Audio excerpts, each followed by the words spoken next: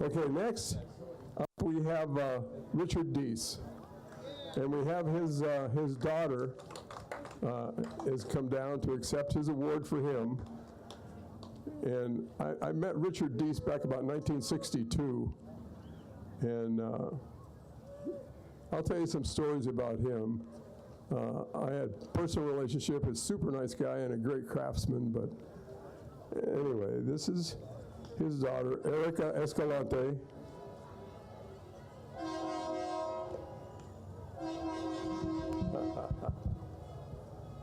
I'm going to let you get up and talk about your dad a little bit. Yeah.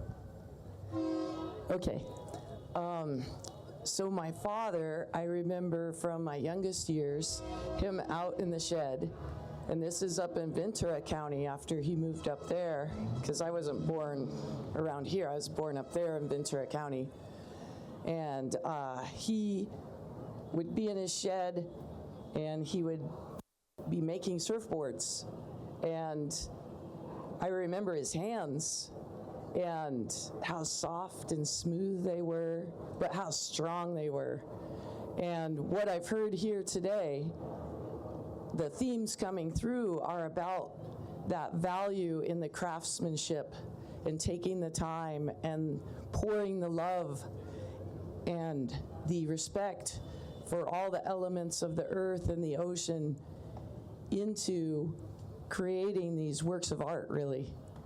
But they're not just beautiful and delicate in a way, but they're also very strong. And that's how I remember my father. And I want to thank you for inducting him into the Surfboard Builders Hall of Fame. I know he would be thrilled beyond belief. He was another theme I've heard from many of these awardees is that humility, the humbleness, and the patience.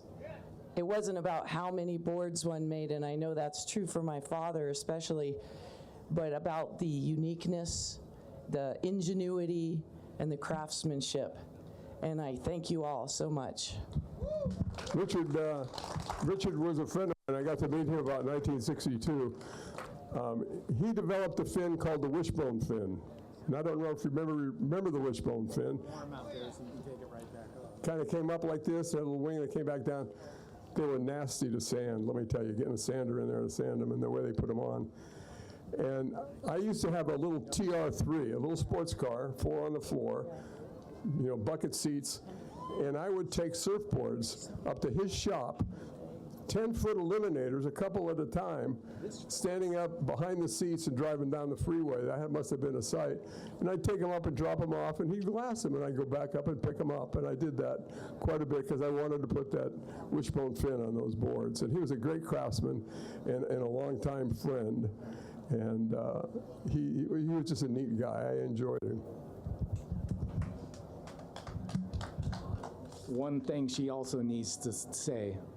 So I guess for some more background as to why I'm here today to accept this award is my father passed away February 24th of this year, which was just 1 week shy of his 87th birthday. Wow. He almost made it to 87. So, and I've been up to his home, still in Ventura County, just thinking about him and looking out at his view of the sacred Chumash hillsides and way out there, the ocean. So I know he thought about that every day, especially towards the end of his life. Thank you very much.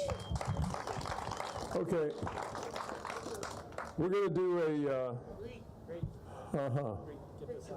Oh, I'm, you know, my head's, I don't know.